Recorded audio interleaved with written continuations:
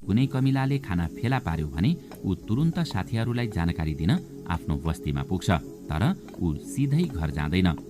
निकै चलाखीपूर्वक आफ्नो पेट जमिनमा घिसारेर हिँड्ने गर्दछ ताकि उसको गन्ध जमिनमा परोस्। जब ऊ अन्य साथी कमिला भएको ठाउँमा पुग्छ तब इसारा गरेर खाना भएको ठाउँतिर लैजान्छ। त्यसपछि सबै कमिला उसको पछि पछि हिँड्न थाल्छन्। त्यही गन्धको सहायताले सबै कमिला एक अर्काको पछाडि लाम लागेर खाना भएको ठाउँसम्म पुग्छन् र खाना आफ्नो बस्तीमा लैजान्छन्।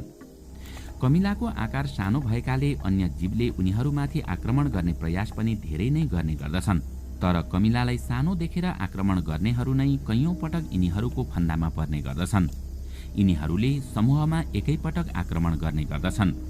कमिलाको समूहमा सैनिक कमिला सबैभन्दा बढी खतरनाक हुन्छन्। हरेक प्रजातिका कमिलाको बस्तीमा सैनिक कमिलाको समूह अवश्य नै हुने गर्दछ। तिखा दाँत